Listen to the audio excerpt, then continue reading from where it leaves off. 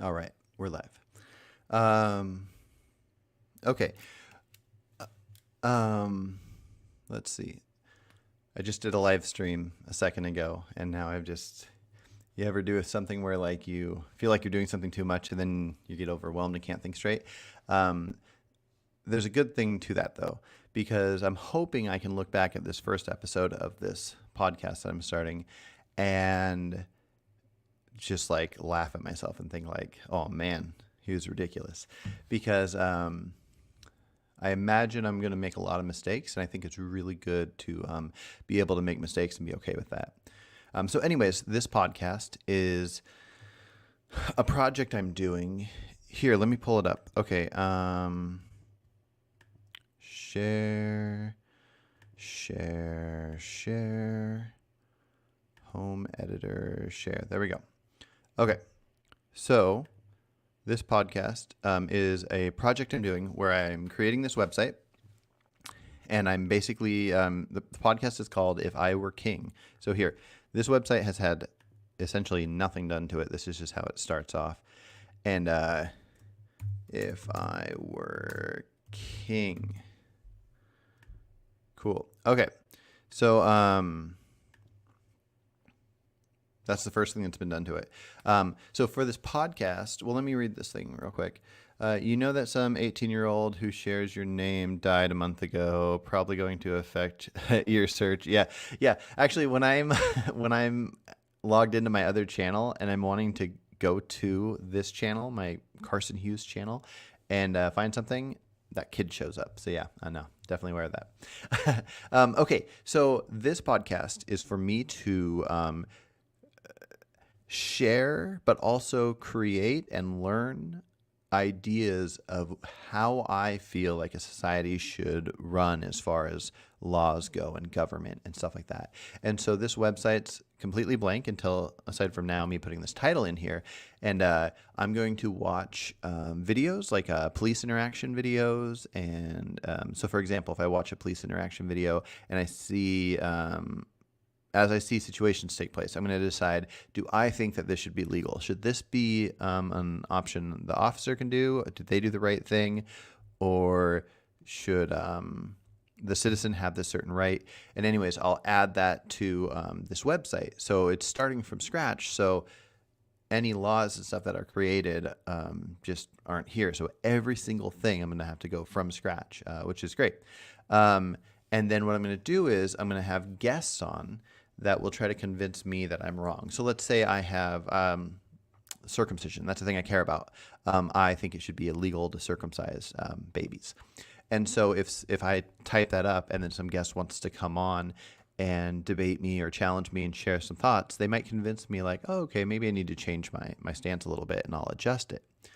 And I'll do that with all different kinds of things.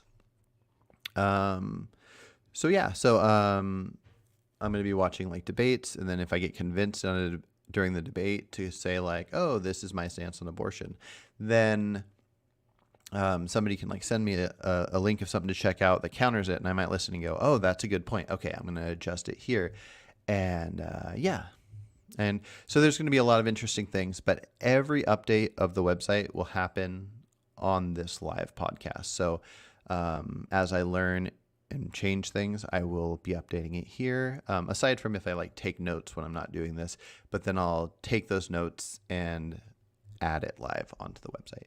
So anyways, if anybody has any thoughts or maybe laws they'd share. So the few people that are watching this right now, if you have an idea on like what you think the first laws should be or something starting in society, let me know.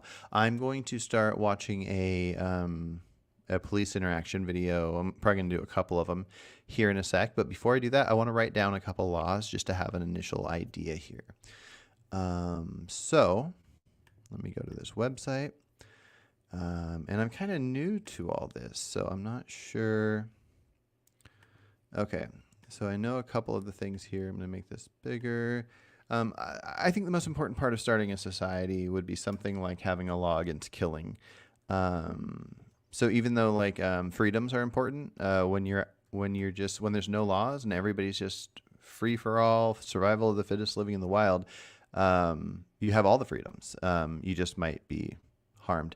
And so the main thing that it would be good about a society would be having laws and rules. You have a government that controls the law enforcement, and then you have prisons. And so if you have things that you want to be protected from, then that's what happens. So if somebody kills somebody, they get put in that prison. And so anyways, I would say, so let's put, we'll just write illegal. And then let's just put killing for right now. Killing. Select all. I'm going to make this font. Make the font bigger just so you can see it for now, and then I might adjust it as I go.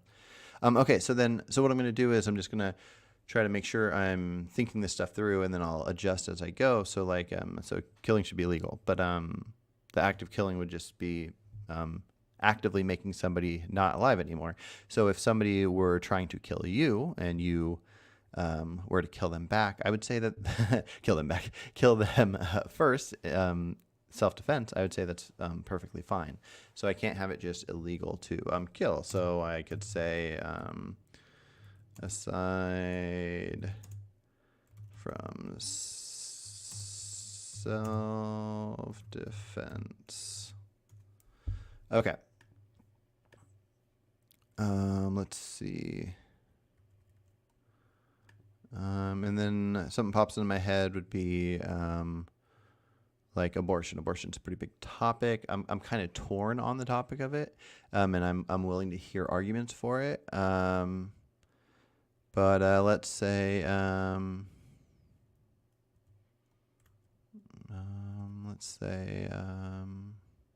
okay.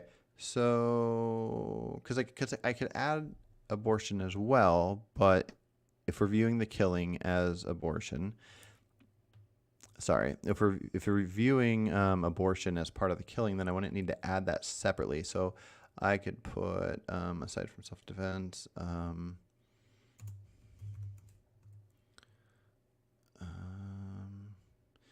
including preborn.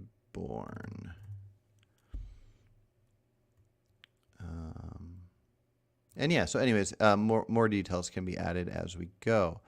But yeah, let's see. I'm going to check over. So one of the main things I want to do, aside from just writing as I go, would be having guests on, but also just talking to people in chat, and anybody can share an idea that they think would be good.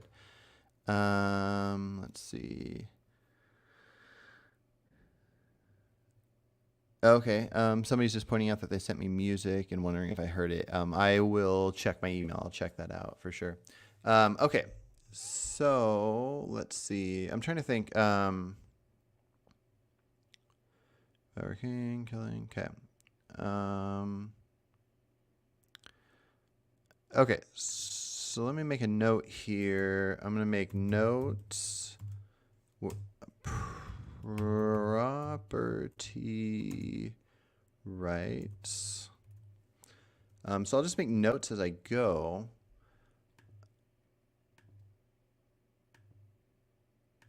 Because I don't know exactly what I want to do with the property rights element. Let's say illegal circumcision. Let's see, cosmetic reasons. Okay, so with circumcision, I would say I don't know if I need to add cosmetic reasons for things like that. But so, for example, if something happens where the act of a circumcision is needed for health reasons, like for example, it should be illegal to cut off the arm of a 5-year-old. But if a 5-year-old gets in a car wreck and the best medical attention for that 5-year-old is amputating the arm, then that should be fine because it's like specifically for medical reasons. The complicated thing is when it comes to something like circumcision, there'll be arguments back and forth about are you less likely to get an infection or whatever. And so in the same sense that if you removed breast tissue of children, that they'll never get breast cancer when they get older, but they'll also never get breasts to be able to like feed their babies and such, and just be their normal selves. And so if you remove something, then you are going to prevent future issues of that thing. Nobody will ever have any health issues with their hands if you remove their hands from birth. So same thing would go. So you could claim that something like a circumcision is for health reasons, just in general. So I got to figure out the best way to word these kinds of things. But anyways, just putting that for now. I'm going to also put unwanted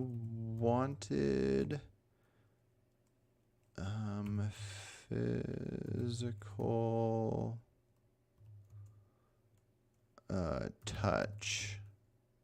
I know my buddy Jeremy is going to have a problem with this one, but maybe he can convince me to word it slightly different.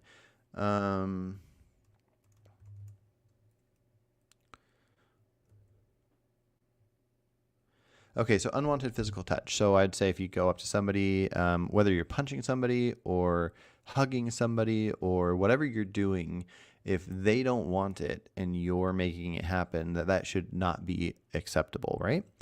But the problem is there will be cases where somebody might think it's wanted. So like if somebody thinks somebody's their friend and they've hugged them before and they go up to hug them, if that person didn't want that hug in that moment, I don't think the hugger should go to jail or anything because they didn't know it.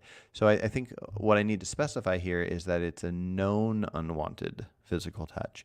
For example, if it was caught on camera that somebody said, "Do not touch me," and then they come up and they just, whether they tap them on the shoulder, hug them, kiss them, whatever they do, if it is expressed, "Do not do this thing," then the action I'd say should be illegal and you'd get in trouble for it.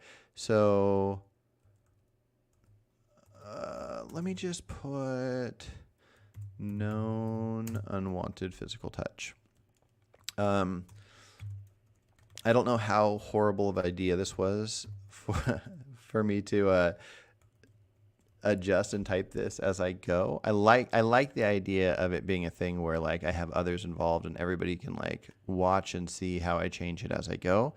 But man, figuring out my wording and adjustments and all that kind of stuff is going to be kind of crazy. So I will have different folders. So as we get into different topics of things, that it will branch off into different folders, and there will be all kinds of things. But for right now, I'm just going to add a few notes, and then as I go, I'll clean it up. Okay, so let's see. What about assisted suicide for killing be illegal? Oh, I see. Okay, assisted suicide. Let's see. Okay, so I will, and this is exactly what I want to do. I want to have somebody share a comment in here of their thoughts on something, and then I adjust as I go.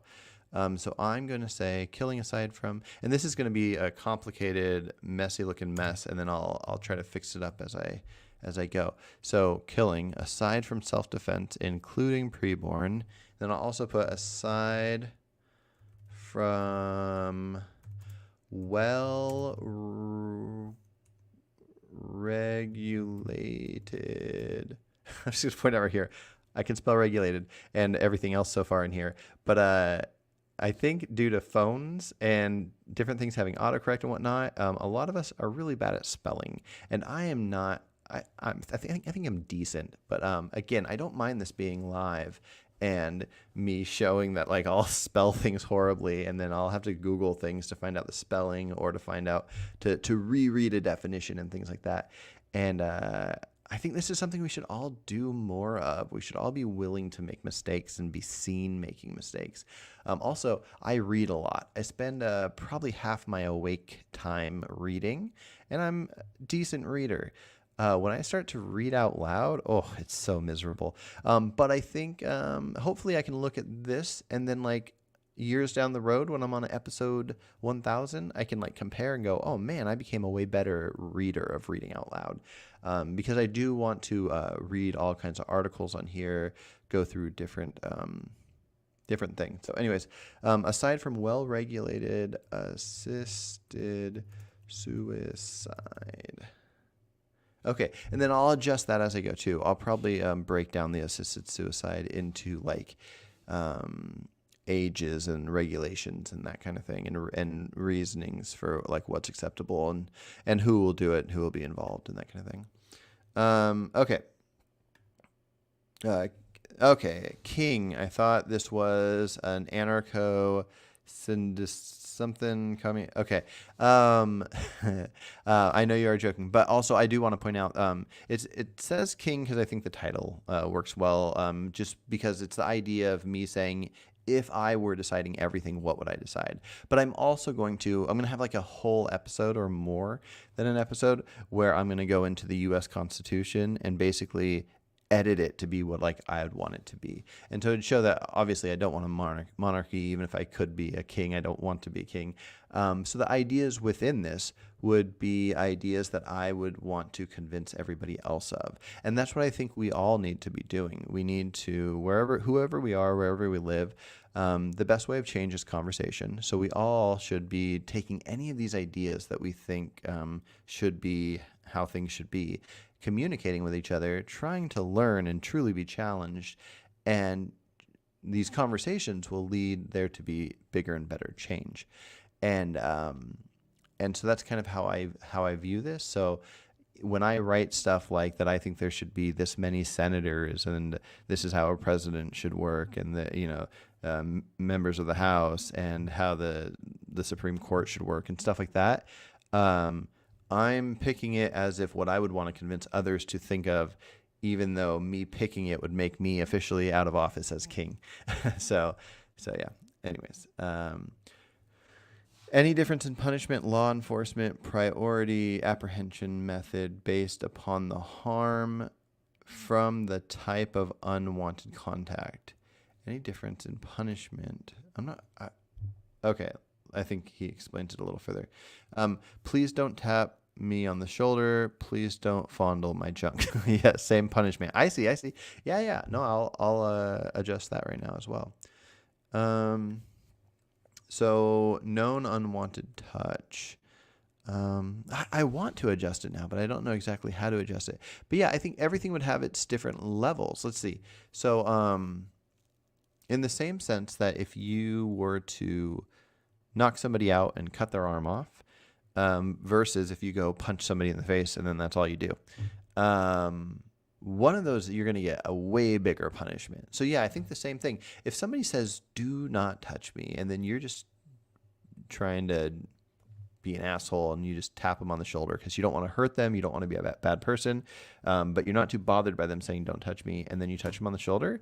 I don't know, like going to jail for a day, or at least just being arrested at all, getting booked into the system, maybe getting a warning, being told, like, so maybe as a citizen to a country where you don't think that's a big deal to tap somebody on the shoulder, even if they say they don't want it, maybe you need to be aware of that. There's a lot of laws that we aren't aware of. And maybe it's important for us to have warnings with certain things. Like, I don't think that would be the case with murder. If you murder somebody, you don't say, hey, here's your warning, you didn't know, but if you murder again, you're in trouble. But yeah, maybe something with a tap. So for Jeremy, I am going to do this. For unknown physical touch, I'm going to make a note underneath. Or I'll make a note right here.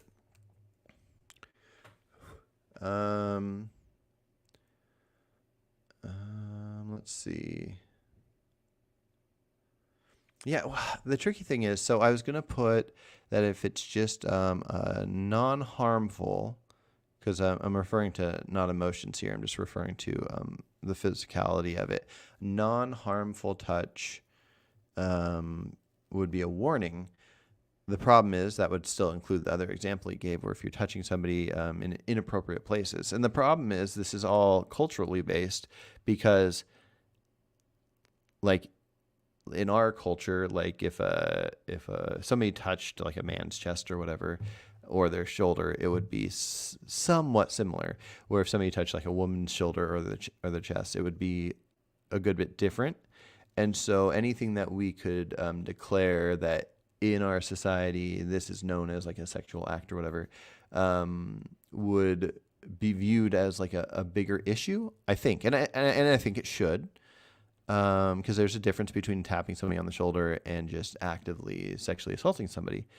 So I'm just going to specify, because I've talked to Jeremy about this, and so I'm just going to, just for Jeremy, I'm going to put shoulder tapping comes with first warning.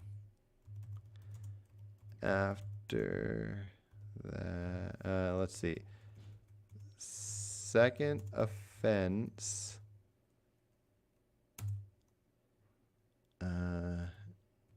jail time. I mean, probably just 1 day, but I'm just writing jail time for now. Okay. Okay. Right, that was a quote from Monty Python. Oh, I love Monty Python. I didn't notice the quote. Sorry. Oh, okay. I can picture it now. Are you presuming a representative form of government? Yes, I think so.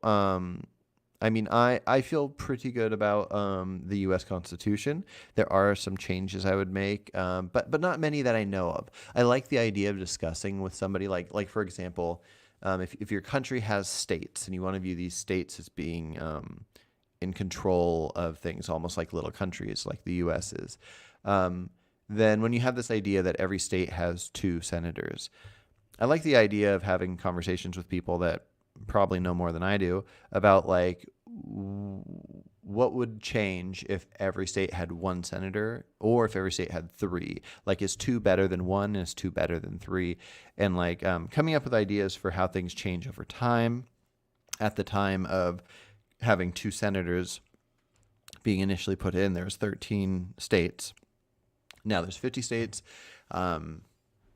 So there's a lot of things that kind of change over time. But yes, I'm going to go through the Constitution and adjust things, but I don't think I would personally adjust much. But I do want to have people on to discuss with me things that they think should drastically change. Like if somebody thinks that the Supreme Court should be like 50 members to have 1 for every state or something, or something like that, or just like 15 instead of 9 or whatever, then I would want to hear their argument, and I could be convinced. I might feel like there's no way we need more than this many, and there's no way that it would work with less than this many. And then so on my website, I just have like a range. So we'll see. I'm not adding that right now because I'm going to do a whole separate section about how I think the government should look. But that's the only reason I'm holding off on that. To test your boundary, shout racial slurs at someone. No such punishment. Entry into system. Okay, so let's see. Okay, I think you're asking me if I think if it should be illegal to use racial slurs like at someone. But maybe you're just saying that if somebody punches you for it, that shouldn't be illegal, but I'm not sure. So I'm going to put under legal, I'm going to put I'm going to have a section that says not convinced. And then anytime a topic comes up that I'm not convinced of, I want to put it there so somebody can talk to me about it if they want. Convinced.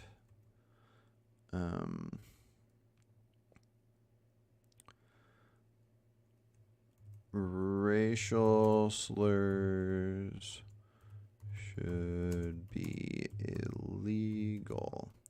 Okay. So I have a section here that says not convinced, and then racial slurs should be illegal. So yes, I'm pretty pro free speech. So yeah, no illegal speech. Personally, if I were king, I would dissolve the kingdom after having established local food forest and sustainability across the land. Gotcha. Yeah. Okay, so I think what I'm going to do now is I'm going to pull up YouTube. I'm going to go to this thing called Code Blue Cam I watch a lot of police interaction stuff, and I like to do a good variety. Sometimes the police are the bad guys, and sometimes the police are the good guys. And even though I'm more personally pro cop myself, I'm not like pro cop to be pro cop. I just happen to be. Anyways, that's silly. That doesn't matter. Stop screen, present, share, code blue cam. Okay. And then let me find a video. And I've actually watched a handful of these. So let's do popular. Okay.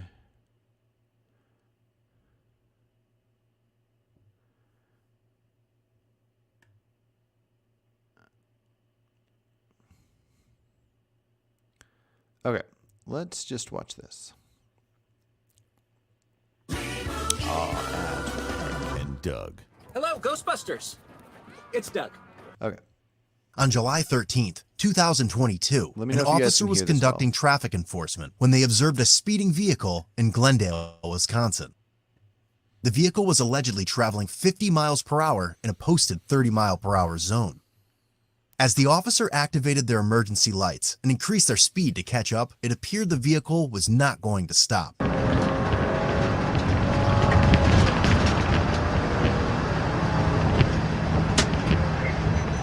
This is an interesting idea too, because I like to break it all down. And so I think if there's a way to know that somebody saw police lights and didn't stop, I would think of that as a crime in and of itself. But how can it's tough because I've heard people argue before like, oh, I didn't see you, I didn't see the lights. I guess it's probably safe to say that you probably have a few seconds worth of not seeing, maybe even up to 10. But if you are driving safely and being aware of your surroundings, how much of your surroundings would involve seeing behind you? Maybe something as simple as changing lanes. You shouldn't change lanes unless you know there's not a car next to you, so you'd have to look in your rear view. So maybe it should be a certain time and activity. So let me go into my website. Let's see. Is it going to let me share two screens at once? Oh, it left that other one. That's going to be a pain to go back and forth. So I'm going to have to learn this as I go, and I might just make notes as I go. But I'm going to say traffic laws.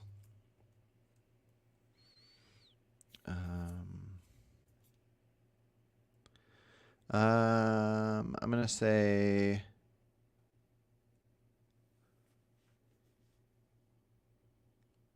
I'm going to ponder that. I'm going to ponder it. I don't know. I like breaking down the little details and pondering the little details, but I don't know how to fully break that one down. That one's kind of tricky.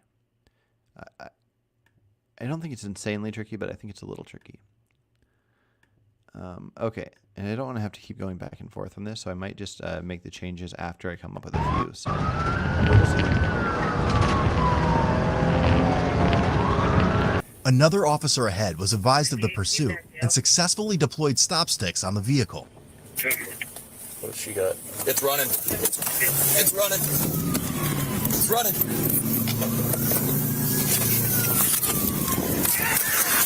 Yeah! Go!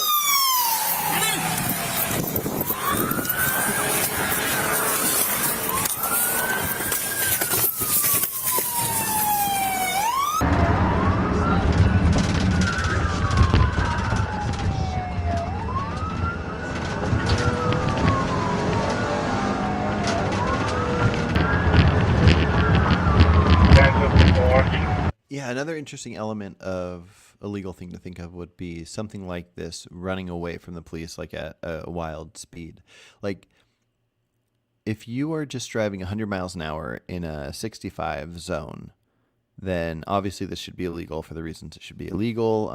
You're putting others at risk. The reason that law is there is to find a happy medium of recognizing the importance of driving, yet also recognizing that at certain speeds there's a higher likelihood of death that wouldn't happen if the speeds were lower. So it's 65. So if you go over that number, then you are taking that risk. You are putting the surrounding people in cars that are agreeing to that law.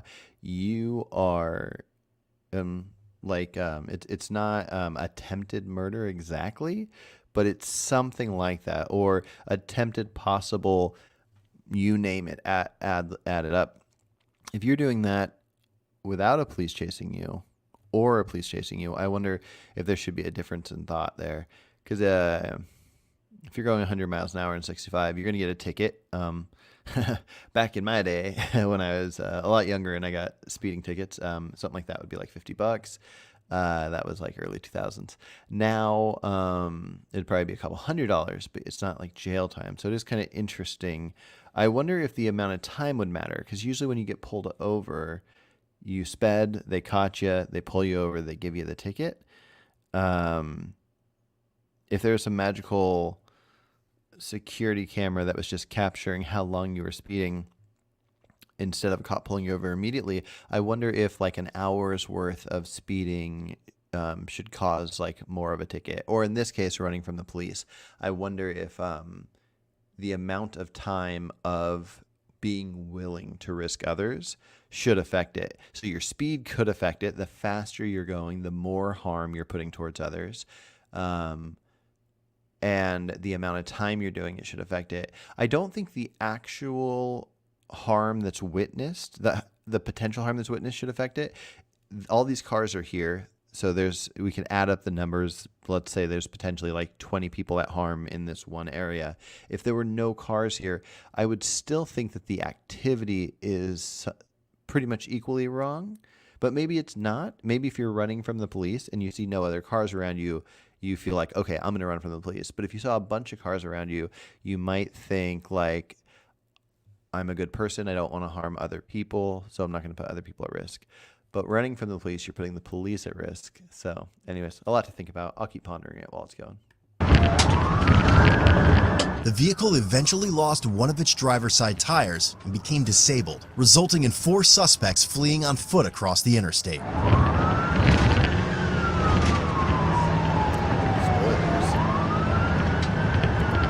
Stand by.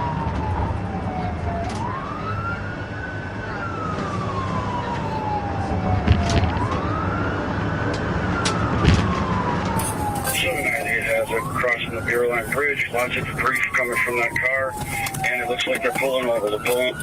Walking. Looking at bail. This is very specifically for men over 30 years old who make at least 150 grand annually. If that.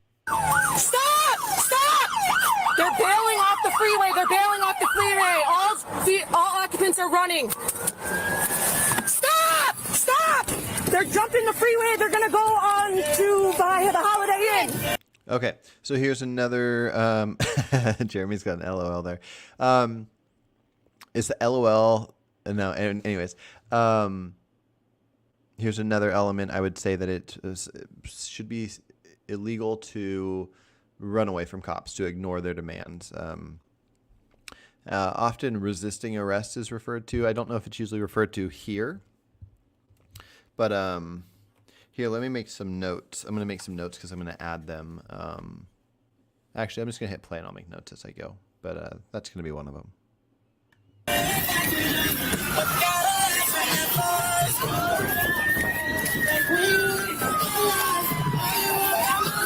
Vehicle's clear. I got 1 mag dropped.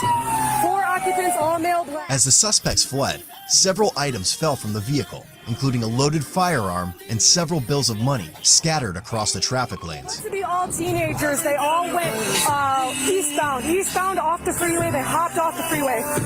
Stay with the car! Stay with the car! 100 block and 4 blocking. 47. There's one running by the Children's Hospital. Hey, one's getting into a Toyota.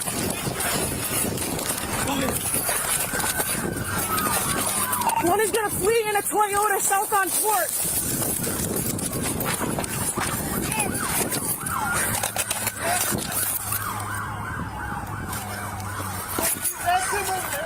98, can you see clear the car, please? I moved the car. I got money, and one nigga is here. Tell them where they want to enter the Holiday Inn. One entered the Holiday Inn. Where'd he go? Yeah, this is an interesting element that a lot of people don't think of. Like, not that people should like love cops or hate cops or whatever, but just thinking of the fact of like them putting their lives at risk. Like they're running on the freeway to catch these bad guys, and they might get hit. Now, sure, there could be a negative outcome where them running on the freeway might make a car swerve, and then somebody gets hurt that way. But when your options are let people do illegal things and nothing's illegal, and you have this chaos, or having to stop the bad people from doing the bad things, then I would assume we'd want the officers to stop people from doing bad things. So when you're having to run across streets and do all these things, your life's at risk. But your life isn't just at risk because you're willing to. Your life is at risk because the bad person running or putting it at risk. So those guys might think that their crime is just whatever like they're speeding and they're running away and whatever they did before that. But part of their crime is that they are putting these officers at risk. If we accept in a society that we have law enforcement because we want these laws to exist for our own protection and our own good, then we have to accept something like, if an officer makes a legal demand, that you have to listen to it. And when you do not, then that means, if that involves putting their life at risk, that you are doing that. You are actively risking hurting them. The only thing that makes this kind of complicated, I don't know how easy it is to be a fake cop, but if somebody like put on a fake police uniform and got in a fake police car and pulled somebody over and said, step out of your car, put your hands behind your back, and put handcuffs on them, and then put them in their car and took them home and, Jeffrey Dahmered them, this is a bad thing. So I don't know. The only thing that makes me kind of skeptical about the importance of listening to what a police officer tells you is I don't know if there's a better route to know that there's not somebody impersonating a police officer. Luckily, I don't think this happens much at all. There's probably little bits of impersonation, but not. You don't hear about people being killed because of this thing. Like at least I haven't heard of it much. But if it became a bigger issue, it'd be something we'd want to look into. But it's probably worth looking into anyways. So I don't know if there should be ways that we could know, like in the same way that like our money is designed in a way where you can tell really quick if it's a counterfeit, and our driver's license do a similar thing. Where there's certain details to it. If a police officer, before you get put in cuffs, because that's a pretty, it's the ultimate restricting thing. If somebody's impersonating a police officer and they put you in cuffs, you're done for. So maybe it should be a thing, aside from in the cases that seem drastically clear that they need to happen in that moment. If the person is being calm and rational to any reasonable understanding, that maybe the officer needs to do something that proves to the person that they're not impersonating a police officer. So could be interesting. Okay, let's see. Got it in the chat here. The issue is that most cops who break the same law as civilians don't get punished the same punishment for the same crime. That is criminal and unfair. Can you give an example of what you're referring to? Now, I do think there are cases where it makes sense that an officer can have the ability to do a certain thing. But yeah, I mean, depending on the situation, I think maybe they should get in more trouble.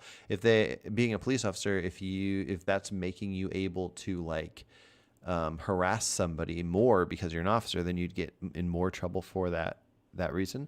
But I guess I'd be curious. I'd want to hear an example of a law that an officer could break that a citizen can't break, and if they do, they get different punishments. I'm not saying you're wrong. There's probably plenty of cases, but I'm just curious. particularly in regard to searches. Yeah, no, that's a good point. I think that's what the Fourth Amendment covers is unjust searches and seizures. Yeah. Okay, beating their wives. Okay.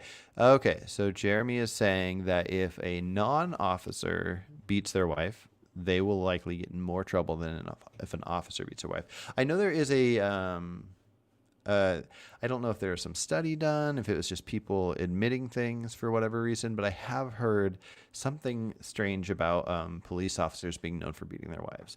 I doubt that. Well, I don't need to doubt anything. I don't know. I haven't seen the numbers or read anything to make me feel that that is something I want to view as accurate. But what I'd be interested in seeing is if a regular civilian did an exact act, like a punch to the face, and then if a police officer did the exact act, punch to the face of the wife or whatever, I'd like to see what punishment each of them got. I would say that certain things, maybe that, I'm not sure. I'm not positive, but maybe certain crimes like that should make you ineligible to be a police officer. So doubt. The reason I said I don't doubt is because our intuition kicks in way too much. It helps us in a lot of cases, but it doesn't help us think. And so I was saying doubt because I like to give police officers the benefit of the doubt. I like to I view myself as supporting them more than not supporting them. And a lot of that is based on the amount of people I see not supporting them. So if I didn't see all that not support, then maybe I wouldn't be so adamant to support. And so me saying the doubt, it's just it's an element that has nothing to do with truth. I do doubt it, but it's just more importantly, I'd want to see the actual. I'd want to see the actual facts. I'd want to see the stats. I'd want to see the information. Recklessly speeding while off duty, drunk driving. Yeah, see, I would want to see cases of this too, because I have seen video cases where an officer is driving drunk or recklessly driving while off duty, and then the officer pulls him over, and then in some cases the officer will let them off, and then both of them get in trouble or fired. And then in other cases they won't let them off, and the officer will be the drunk one will try to convince them to ignore it, turn a blind eye or whatever, and then they won't, and they'll arrest them. So I'm not saying that there might be cases where an officer pulls over an off-duty officer that's drunk driving, and because it's their friend they let him go.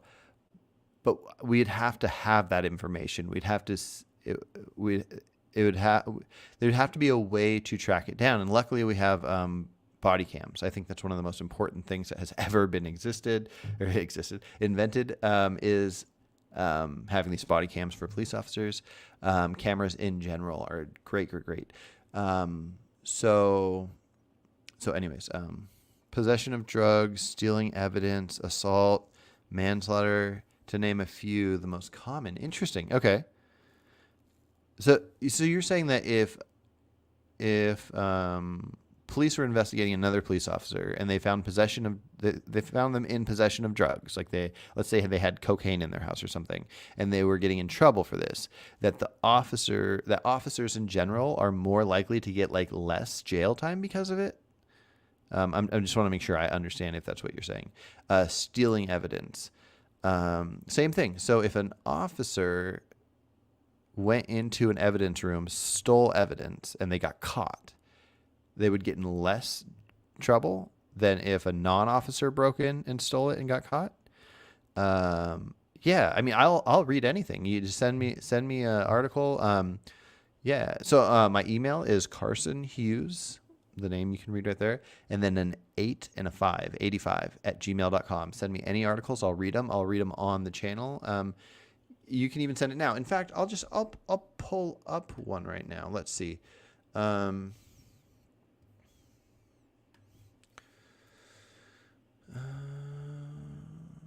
Let's see. Well, I'll you know what? I'll wait to hear back. to see if that was your claim, and then I'll look that up because I'm trying to think of how to word that, and I couldn't figure out how to word that exactly. I genuinely agree. Average person has no idea how much schizophrenic craziness cops keep from their doors. Or the cop from a different jurisdiction busts the other cop, then gets chewed out by their superior and given shit assignments as political punishment. This could be a thing. That seems like a harder one to prove. There could be a former officer that tells the story of that happening, and it might be true. It's worth listening to. But again, it coming down to proving that this thing happened, this is why it happened. It's just complicated. I don't want to ignore it. I think it's definitely worth thinking about. Let's see. They also might get sent to another precinct or just fired for their and their pension revoked rather than the same punishment for a civilian.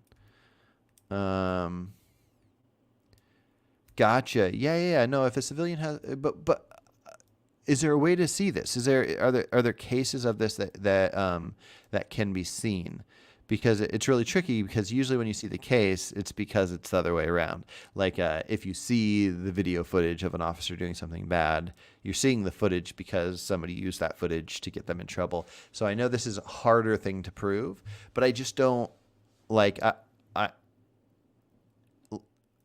You saying it will make me skeptical of them, who you're referring to, as it being a possible thing that you are correct. I just can't take that as fact necessarily.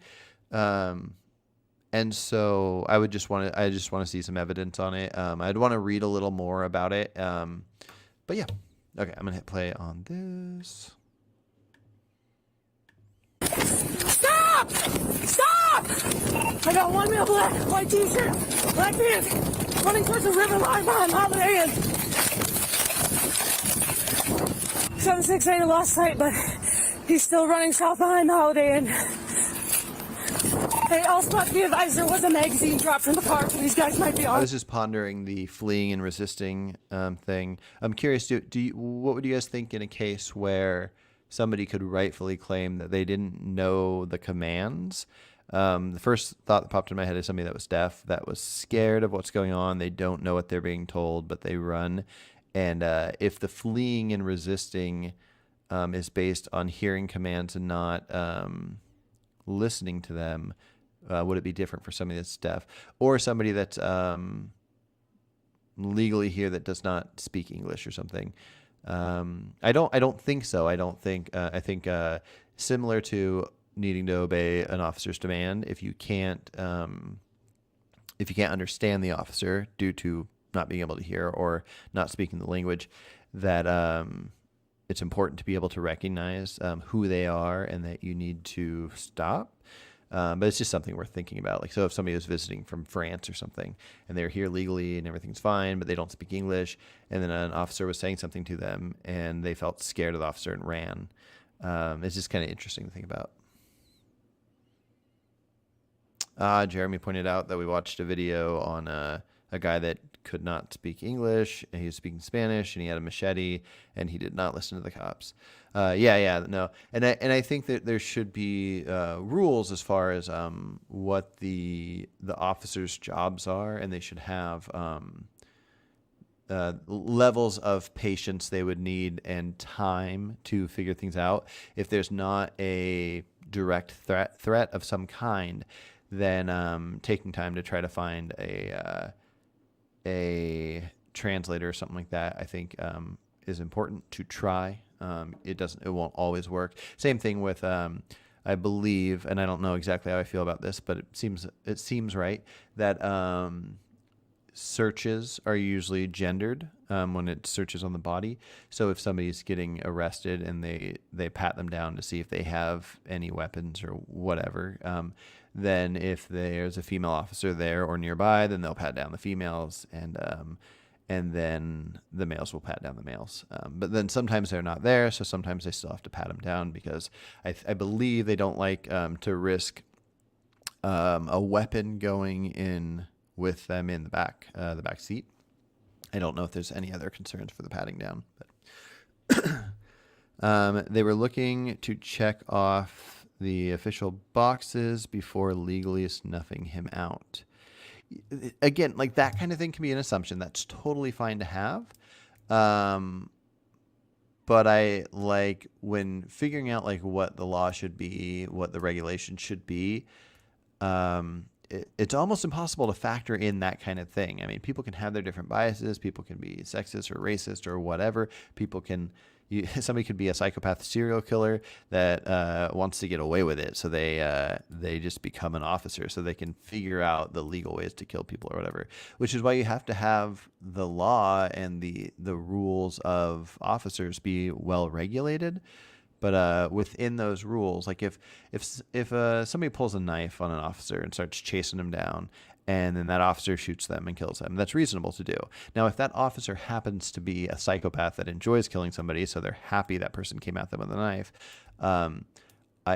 it's problematic. I'd rather psychopaths be removed from being amongst the rest of us, but. Speculating that an officer that kills somebody reasonably also has this other thought versus not. I don't see it mattering. But I could be wrong. Like for example, if there was a racist cop, let's say there was an Asian cop that hated. I don't know. Let's say there's an Asian cop that no, we'll just do it black and white. We'll say there's a white cop that doesn't like black people, and a black person was coming at that cop with a gun, shooting at them, and then the cop shoots the black person and kills the black person. Even though that cop is white and is racist against black people, it doesn't mean that there's reason to look at anything other than if we can see clearly that that person was coming at the cop with a gun. That it was reasonable to shoot them. The excess like mindset almost doesn't matter unless we can factually figure out how it matters. Again, I think there are important elements for why somebody should or should not have a job as a police officer, and racism should definitely be one of them. I think so. But anyways, I just don't see I don't see the point. In it mattering in a case where it's perfectly reasonable. Let's see. As with our current legal system, the word reasonable will be the basis for a case-by-case analysis. Yeah, and I'm not saying that we should just say whatever an officer wants to call reasonable.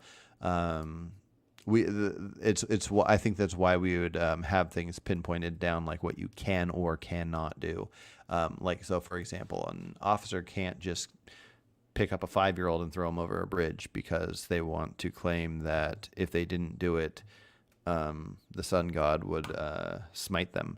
There will be degrees of what is acceptable or not acceptable, and there'll just be different ranges. If somebody is holding like a little squishy dog toy that makes some noise or whatever, that is not shaped anything like any kind of weapon anybody's ever heard of, and an officer won't be able to shoot that person and say, oh, that squishy dog toy, I thought they were going to kill me with it.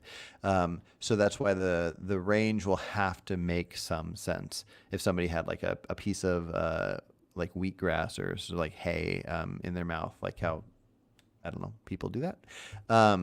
You can't say like, I thought that was a weapon. It's this tiny little thin thing that's hanging from their mouth. So there'll be a range of what will make sense, and I'm sure that is documented elsewhere in legal files and whatnot. I don't the words escaping me right now. The legislation is not the word I'm looking for. Well, I can't think of it, so I'm just going to hit play. 160, you copy, Glendale, request for mutual aid.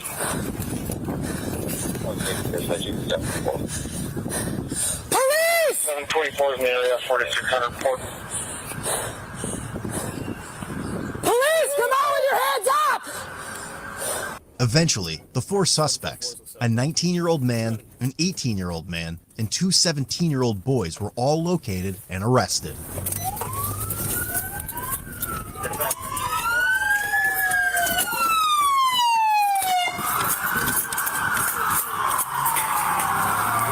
He's still there. He's coming back this way.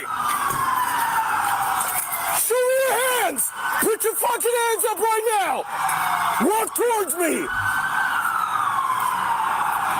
I have heard some thoughts on if officers should either be recommended or told they have to speak a certain way, and like being more aggressive is not good, and using language that we view as curse words or whatever, like that these could escalate issues instead of helping them. I'm not sure if the people I've heard that from would agree in situations like this. I don't know what the cutoff would be. Like, for example, if like racial slurs were used here, it would make sense for that officer to get a warning and told, like if it were decided that racist people should not be police officers, then using the racial slur would make it to where you sorry, my brain just stopped working. But would make it to where when that's heard on the body cam, then you're either told, okay, you're fired, or okay, you have a warning, or whatever. But I don't know if I think police officers should be told not to talk like the way this man is right now, because you have a really tricky situation. You're chasing down bad guys that should likely either be in prison or at least be documented as what their crime was for future use. And then you have not knowing if they have weapons, knowing that they likely could have weapons since there was a weapon that fell out of the car. And therefore, at any given moment, these officers probably are imagining they could get shot and killed. And also that if they don't act as fast as possible and apprehend these guys, that anybody near these guys can get shot and killed. And so the idea of yelling like, put your fucking hands up or whatever, being a bad thing, or that there should be a different approach. I haven't been convinced, but I have heard that said. So I'd be curious to hear if anybody agrees with that. 744, he's with me. I got him at gunpoint. Ain't my business. Yeah.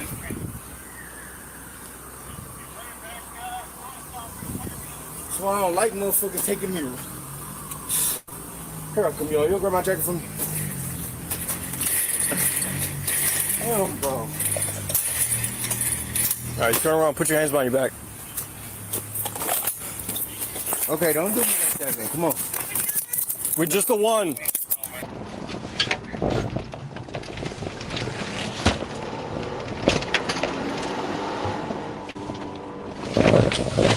Coming to Riverwood.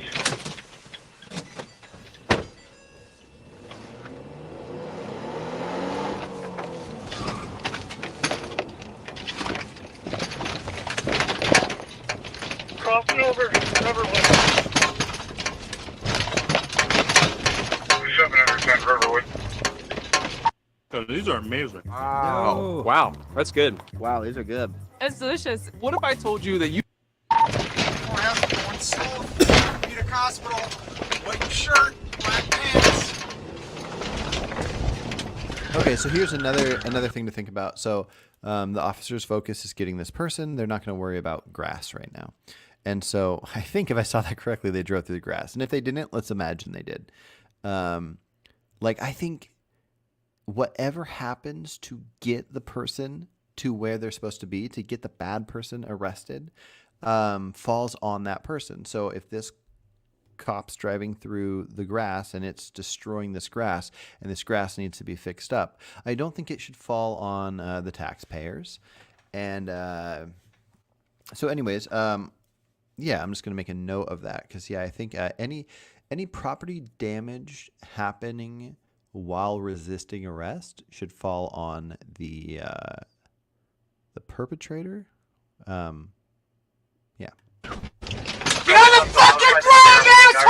on that freeway. They got quite a backup already on 43. Still running south. Stop!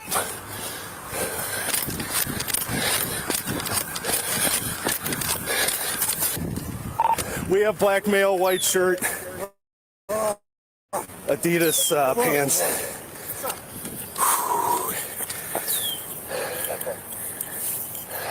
How many more out? We got 3? I think they hopped into a silver vehicle over across from 4160. Fuck, my chest. Yeah, just relax. Look at those. No, bro. I've got no guns, bro. No? Go right. Okay, go right, go right, go right. Go, go, go!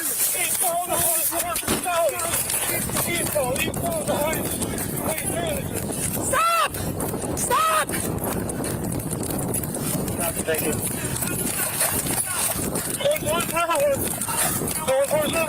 Don't you fucking move! Hands behind your back! I'm not moving! I got the other guy. You got him. I got cuffed. Okay, another thing I'd love to hear you guys' thoughts on. So I just made a note that I think the property damage cost should be owed by the perpetrator. But then I was thinking about it. Should this only be the case where they're guilty, or should it just be anybody that's fleeing? I'm leaning towards the fleeing, but imagine somebody that didn't do something wrong. They the police said, like, we heard you stole something from this store. We need you to stay right here. And then you run. And then the camera will show that you absolutely didn't steal it. In fact, it'll show somebody stole and they were standing near you, but it's not somebody you know, and you were falsely accused. And you run, and then there's a bunch of damage done to some stuff because the officer's trying to get you. If you agree with me that the perpetrator should, well, in that case, it's not a perpetrator. It's only a perpetrator. It's a perpetrator in the element of running, but we'll also call him that.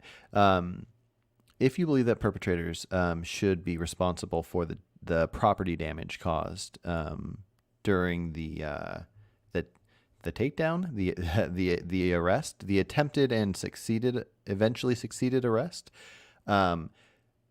do you also think it should be the same in a case where they were innocent, but they ran? If they were detained, then running is a separate crime.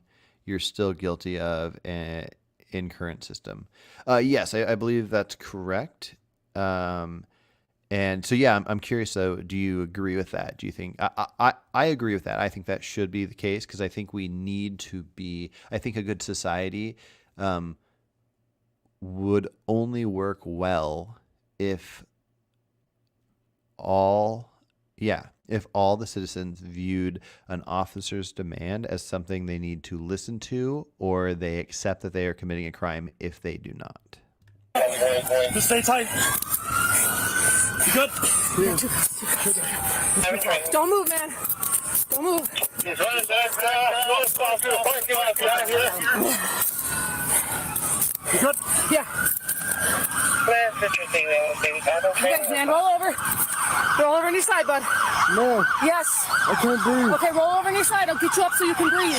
No, You don't want to be on your stomach, man. no, Roll to your side. help me. Okay, ready? in the parking lot.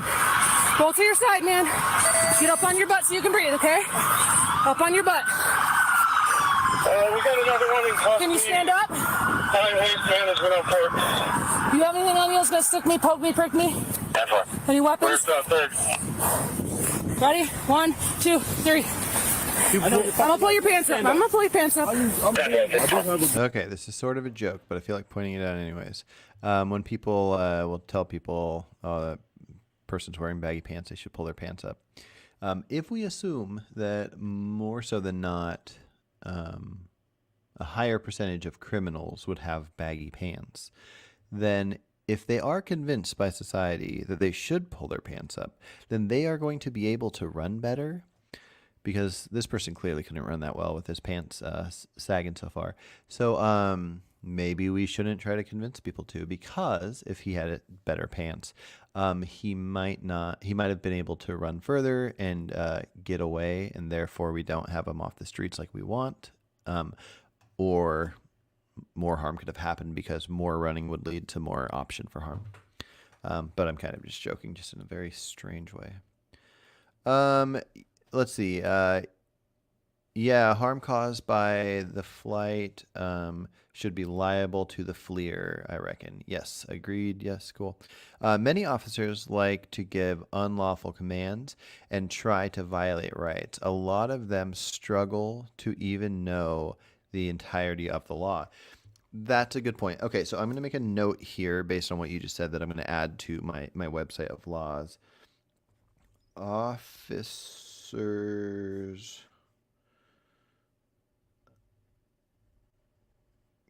accountable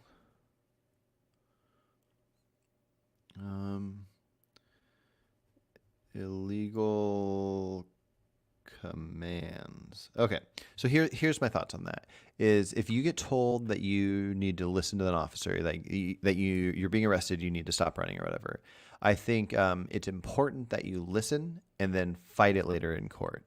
But also, so no matter what, if an officer gives an illegal command, I think you should still be legally obligated to follow it. Okay, I just pondered that, and obviously there will be exceptions. But mostly you should feel legally obligated to follow it. There are exceptions. You should not, if an officer says they want you to kill somebody, you shouldn't do it. If there's sexual activity, whatever. But if an officer is just doing something illegal, like where they say, get out of your car, I'm going to search it, and it's an illegal search, they shouldn't be doing it, then I think you need to get out of your car and don't get in the way of their search. I'm not saying that you should go, okay, I approve of your search. But then separately, I obviously think that if an officer is making an illegal command, that officer should get in trouble for it. If it's a low-level illegal command that they just weren't aware of, it should be a warning. If it's a big one, then it should be being fired and also being prevented from being an officer in other areas. You can't just move to another state and become an officer. So let's see. Dambro, let's see. Oh, the autism hitting different today. Don't tell criminals to pull pants up because easier to catch them.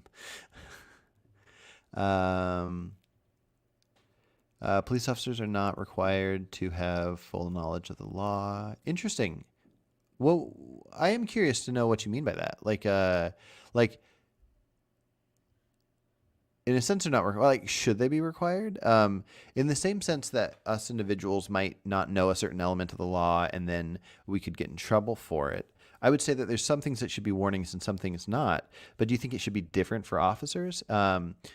If they aren't aware of an element of the law and they break it, they still broke it. If it's a very lesser known detail and it seems reasonable that they broke it or whatever, the warning makes sense. But that individual officer should probably not be able to do that one again. If they, I'm trying to think of a small, a simple example. Okay, so officer can ask,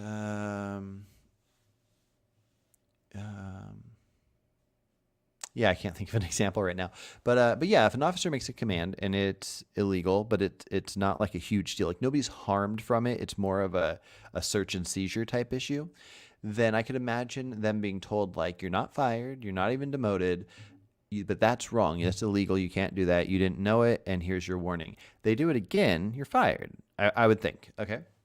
So I'd be curious to hear more. And then you said a judge is required to decide if the case is warranted. Yeah, I mean, judges will have their reasons for different things, but still, I mean, if there are laws, I'm not saying we should all know them. It's hard to know every single law, but we can know the basics. And if there's so many little things that we don't know, then that's why warnings exist. If you get pulled over because your taillight's out but you didn't know it, I don't know if there's some thought that everybody should every day test their own taillights. So then if your taillight's out and you get the warning and then like a month later it's still out, then maybe you get a ticket for it. But so same thing would go for officers, I think. Okay. The sheriff is responsible for executing the full extent of the law. Well, sure, but if a non-sheriff police officer is making an arrest or pulling somebody over or whatever the thing is, if they don't know the exact law, then that's a problem, I'd say. Police officers are civilians who have sworn in an extension of the sheriff's department. Interesting. Yeah. You might know way more about this than I do. So part of this is finding out what is legal and what the current law is and whatnot. And then part of this is me coming up with ideas for what I think should be. So this is interesting to hear, and I'm curious to hear good arguments for it. Police is also known as peacekeeping force. Yeah, that's true. The less a cop knows about the law, the more dangerous they are. Exactly, 100%. Okay. How much? Oh, man. Where? Where? Here? Ain't got no clip, bro. Where's the clip? You throw it out the car? It's in the car. There's a bunch. It wasn't wrong. Oh, really? They threw it. How old are you? How old are you? They threw it. How old are you? I'm 17. 17? Okay. What's your name? You got an ID? No? No, man. Good sticks, man. I saw it dip around you real Yeah, quick. good sticks. And I was on the stop. I was like, it's running. I saw it whip hard, and I just fucking. I had no time, so I just threw the whole thing. Just shattered the reel. Good. 196, are you securing the perimeter at Montessori? Can you take us back to our station with him? I got you. Okay. Is that recovered? Yeah. Yeah. I searched him with this phone. Yeah. What? Lucky, bro. What spot are you in? 452, sorry. 52. You want one additional search? Did you get any injuries on you, man? 796. That's all I need. 52. You need an ambulance? Do you need an ambulance? No, I just Okay. Yeah, that's an interesting thing I noticed too. I mean, it's not necessarily a bad thing. It's just something I noticed in police videos. They always ask if they need an ambulance. If I believe if somebody claims they need an ambulance, unless there's some obvious reason they don't. I saw a video where somebody was saying that they're in trouble for shoplifting, and then they were talking about being on their period, and they wanted to go take care of that, and then like 2 minutes later they said they were pregnant. And then, and so they're all like, which is it? And so they're like making up some stories. And so when that person said they wanted to go to the hospital, they just knew how the law worked, and that if you ask for a hospital, you get one. And so they didn't take her. But I think for the most part, if you ask to go, you get to go. That'd be interesting to hear thoughts on that. I don't know for sure how I feel. I mean, it kind of makes sense. It seems like maybe for simpler things, something like just putting a Band-Aid on, that may be similar to how schools have a school nurse. Maybe you have a more advanced version of that for a police station, and maybe they do. I don't know, but something worth thinking about. I'm not going to make a note about it right now, but if it's something somebody has strong thoughts on, I'll take that into consideration. Note that the sheriff has jurisdiction over the police department. Okay. Wear your sweater, black pants. Just have a seat. Catch your breath. We'll get you back to the station, black okay? shoes. He was armed. Black pistol. 24 inch window squad. We have a cage.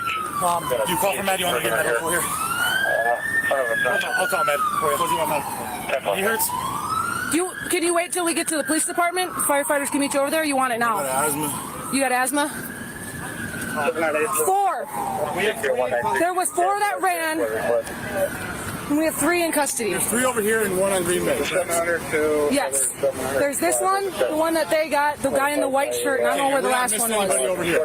No. Got everybody over here. Yes, there was 2 that ran over here and 1 that was caught back there. They saw subject running in that area.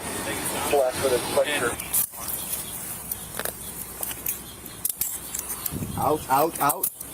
Do it slowly, man. Damn. What's up with y'all? Why are you grabbing me like that? Because you're just running, dude. Stop fucking around. Stop twisting. Hey, stop twisting. You are twisting. You're holding my arm. And I'm about to put you on the ground. You're holding my arm extra hard. I have bone issues. Chill. Stop twisting. Stop twisting. If you have bone issues, you probably shouldn't commit crimes. Now that being said, I don't think I think once you are caught, you should never be physically harmed just because an officer wants you to, like wants to harm you, or as a punishment or anything like that. It's just we can see there's cameras here. Now it's always possible that somebody's like, because they're irritated, they had to chase this guy down or whatever, that they're grabbing their arm tougher or whatever, and that they probably shouldn't. It's going to take a lot to know for sure if somebody's doing something absolutely wrong. This seems fine. The guy probably doesn't feel good getting cuffs put on you. If some bad guys that risk your life by you having to chase them down, it's not going to make you want to be like the most gentle person. You're just going to do your job. You're going to hands behind the back, cuff them, take them to the car. So I think, officers should not cause harm intentionally, but they should also, I don't think they have to be like the gentlest possible. I could be wrong, but yeah. My arm! Leave your hands behind your back. What's your name? Simon. All right. Stop twisting. All right. Where's the sheriff at? Right here. Where's the sheriff? There's nothing in my back pocket. Don't check my back pocket. You're under arrest.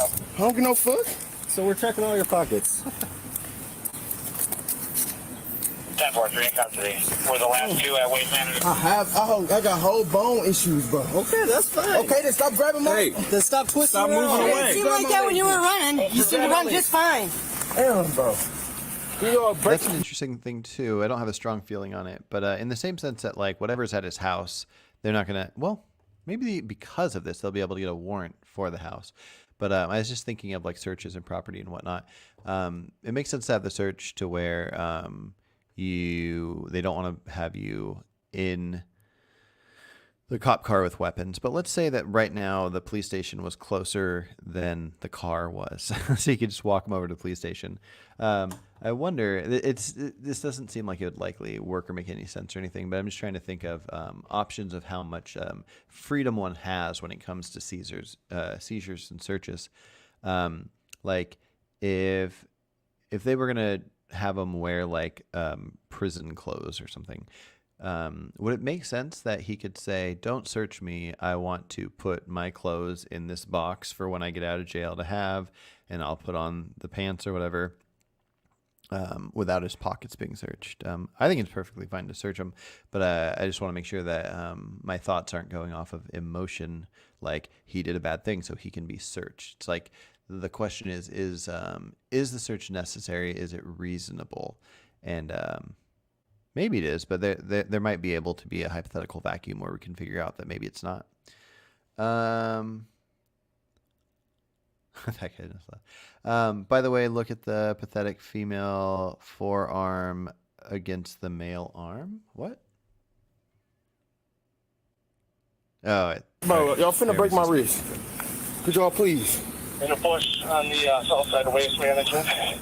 I'm not grabbing it. It is faster. Is there anybody out with that vehicle? Can you go to? Where was the initial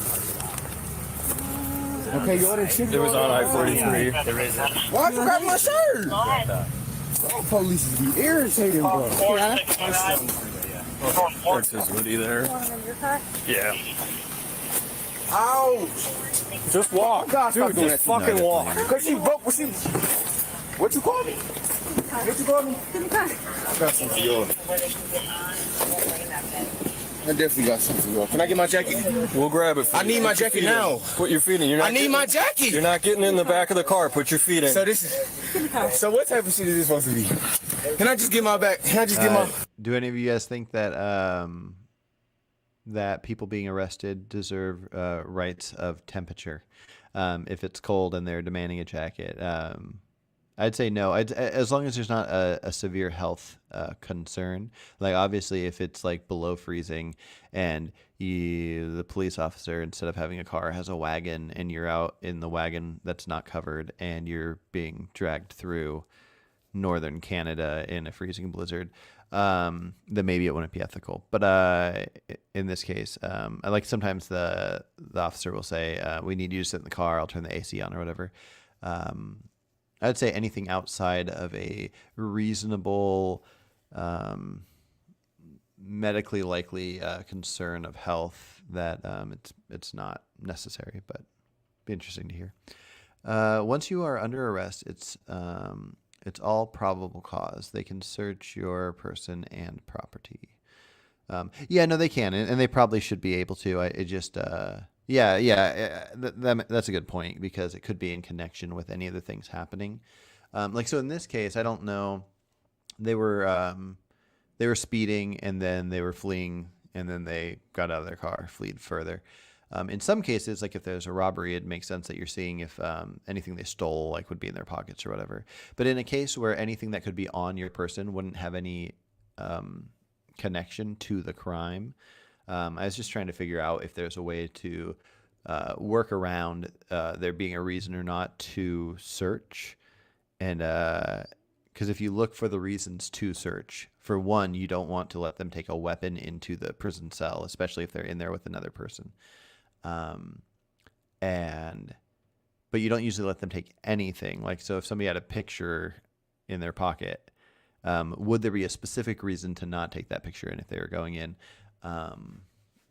Anyway, so I don't know. My brain wanders. I just think of strange things. But by the way, don't have to read your rights until you are in holding with the sheriff. It's an interesting, usually misunderstood thing. The Miranda rights only come down to if you are being questioned, because anything that you say when they aren't read to you won't be used against you in a court of law. So they would only read them to you if they want to make sure they can use anything you say. So if they're not questioning you, they're not gonna read it to you. If you start admitting to a crime and they hadn't read them to you yet, they'd be like, hold on one sec, read them to you. And then it's like, continue, please. They need to not treat criminals horrible. Then again, cops are just criminals with badges. That's not fair. You know that's not fair. Because all you'd have to do to know that's not fair is to look at a hypothetical where you were a cop, unless you think that would make you bad. But then look at a hypothetical where I'm a cop, and I'll tell you, I'll be a good cop. So cops aren't just criminals with badges. Criminals are criminals, and some cops are criminals, likely, and there could be a situation where no cops are criminals. But yeah, I don't think that's fair. But I agree with you that they shouldn't treat them horribly. I think I think they should be held accountable for everything they do, and I think they oftentimes are. Again, I don't know the protocols to finding out how maybe there should be a thing where somebody outside the department, every department has to have their constant 24 hours a day, not 24 hours a day, but whenever you're on the clock, your body cam footage, maybe that should be uploaded to, I don't know if it's FBI or whoever, and then there should be people that can kind of skim through that. And obviously anything where it's just boring, nothing happening, you skim past that. But once you get to an encounter, there's people that are hired to look through and to see if police officers are treating people poorly. And then you weed out the bad cops. I don't know. Plenty of communities throughout history have appreciated what we call organized crime. Sorry? You're going to have to explain that a little further. Well, you don't have to, but for me to follow. Not getting it in the back of the car. The driver, later identified as 18-year-old Tylen Parker, had a suspended driver's license and 2 active warrants. A non-felony warrant for possession of a dangerous weapon, and a felony warrant for robbery of a financial institution party to a crime. I gotta find my guy. This your phone, guy? Yeah. All right. Could you give it to me? You want it? Yeah. What are you gonna do with it? I just want to call my... No, you can't call anybody. Right now. You want to call the other people to tell them to come back? No, I need to call the person who car that was and let them know to come get it. Oh, well, here, I'll write it down and we'll get a hold of him. Whose car was it? My girl's.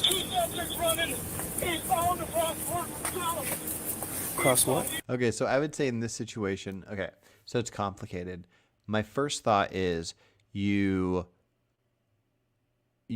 that the department should have the car towed and then later it can be figured out if somebody gets it. And that probably will happen. But let's say that it's, yeah, that's right. It's off to the side enough that it wouldn't necessarily need to be towed. It needs to be towed in the sense that the tire's out. But that would be my thought, would be like, this person has no right to make plans with this car that was taken to this place. Now, if all four of these guys, if they stole the car, then obviously they should be on the hook for that, and therefore his girlfriend should not have to pay for it to get out of towing. But they likely didn't steal the car. But either way, they should be on the hook in a sense. Since it's a girlfriend, it's probably not a stealing situation. But if the officers have it towed and then it's dealt with later, I don't think the towing should be funded the same way like police salaries are funded, like with through taxes, through our taxes. So yeah, I guess that would be similar to the damages done during the attempted and finalized arrest. It'd be the same thing where the car is towed. It's on the criminals to take care of that. And yeah, I don't think anybody needs to go through any effort of making this call to this guy's girlfriend. Waste management. They're right here. If you want to. Yep. But maybe just north of us. Where's everyone's flag field? Flag color sheet, flag sponsor, drill box. Yep. He's with me. I gotta make one for him. Oh, you said it's your girl's car? Yeah. You were driving them? Yeah. You're running back, going south through the What'd you take off for? right here.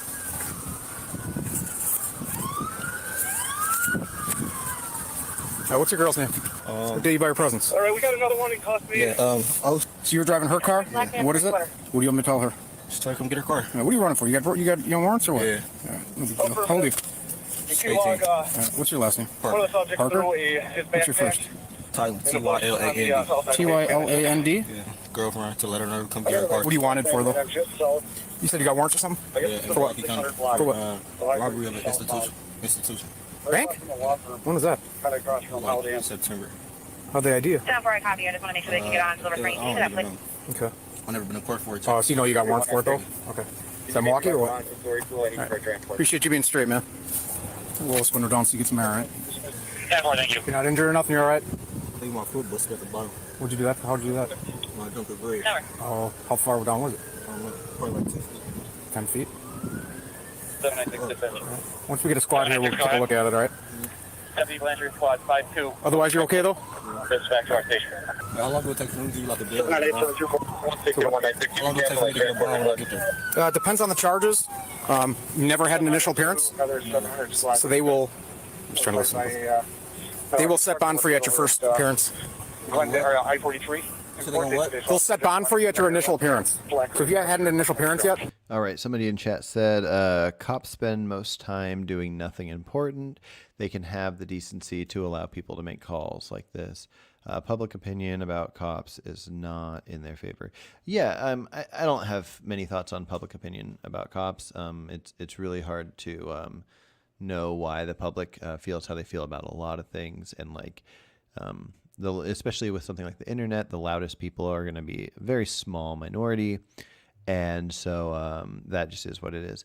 But looking at what should or shouldn't be done, and also I don't feel like it's fair to say most of the time doing nothing. I mean, it's hard to know exactly what that means, because yeah, if there were not many criminals doing many crimes, then it'd be good to be doing nothing. There's nothing wrong with doing nothing. Like, I don't want there to be fires, but it's good to have firemen in case there are fires. So if most of the time firemen aren't doing anything because there's not many fires, but then when there are fires, they put them out, then them not doing anything doesn't mean anything to me. So same thing with the officers.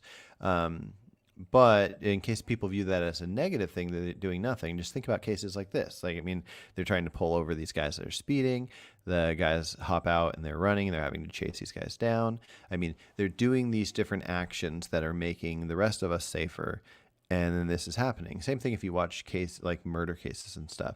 You're watching officers go in, collect evidence, do these different things, interrogate people, try to track down different things. Oftentimes they'll find people that would have died if they didn't find them. They'll be able to catch serial killers and other killers and put them in jail so they don't kill again.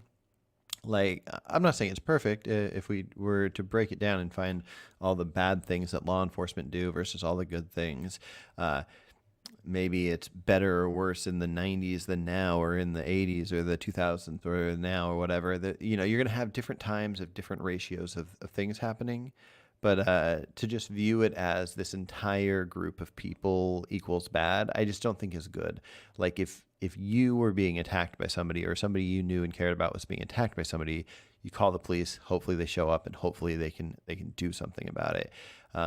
There being some bad people in that situation doesn't change that fact. I think. Why wouldn't this guy deal with his warrants? It's easier to go to court and less likely to go to jail.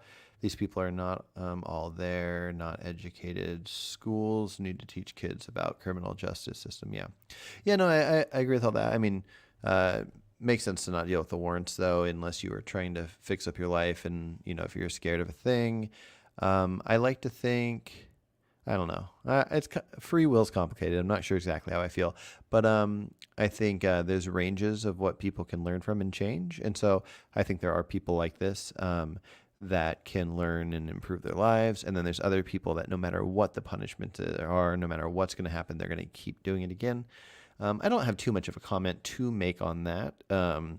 That kind of thing could affect how we view punishments and deterrence and that kind of thing. But yeah. He robbed a bank with a gun and was released on parole. Those cops are bad, ? Yeah, no, good point. We'll step on then. It depends what you did and what you're wanted for. Well, you put a gun in a teller's face, or? Just a note. Okay. So it's non-violent? 4 people bailed from the car. I don't believe we're looking for anyone else. You think I might get like a signature bond or something? I don't know about signature. You're asking for a lot there. No, because my friend, when he got called with me, he got a signature bond. Oh, he did? And he was with you? Oh, well then I don't see why it would be any different. Just 4 in the car? There's a bunch of kids wondering if they should be scared. Is there just 4? I don't really know. You know if there's 2 in front, 2 in back? How many y'all see? Huh? How many did you see? They saw 4 running, but we're not sure if we even have 4. This is Thailand. Hi, Thailand. Okay, so it's cutting back and forth. So before they knew how many for sure, and then if they caught everybody, he's wondering if there's 4 because they haven't caught everybody yet. And he's asking the guy, and he's like, how many did you see? So we can ignore the idea of the morality of this if it's like wrong to not answer that. I don't even know if that's a moral question. But as far as legal goes, how illegal should lying to law enforcement be? Because I think I know when it becomes more severe stuff, like if you know something about like a murder case and you lie about it, I think you can get in some trouble. But in this case, I don't know if you can. But maybe you should. Maybe if they say how many people were in that car, and if the cop said that he wasn't sure if there was 3 or 4, and then the guy he wants hopefully one of his friends to get away, so he says 3. Should lying in an important police investigation like this, importance not the best word here, but should that be illegal, and to what extent? Red Briar says obstruction of justice, which I agree. They should receive mandatory 2-week jail sentence for fleeing. No, fair point. 2-week might be good. Yeah. Maybe not. I'm gonna ponder the time. Yeah. So I think so. But I'm curious. Do you think there should be jail time for lying? If this guy says there's 3 people in the car, and then they can see on their footage that there's actually 4, should he be in trouble for lying? Should lying be illegal when it comes to lying to law enforcement? You're running from my partner. I'm 43. How old are you? 18. Oh, man. Talon said he robbed a bank. How much you get? You don't know? Come on, you got to know how much you got. I don't even remember. That was like a year ago. September. Do we have a total 4 now? Would you like a roll call done? Yeah, hey pal, how are you? This is Thailand. Thailand, I come on do over. wonder if he's making small talk or if he's just trying to capture him saying something that can be used against him. Although, no, this is a perfect case of Miranda rights. If he said, like, oh, I got this or whatever, I don't know if that would be able to be used against him, which I think is probably good. I haven't really thought of Miranda rights too far, but maybe it's good. I don't know. Maybe not in this case, since they're not arresting him for that. Yeah, I'm not sure.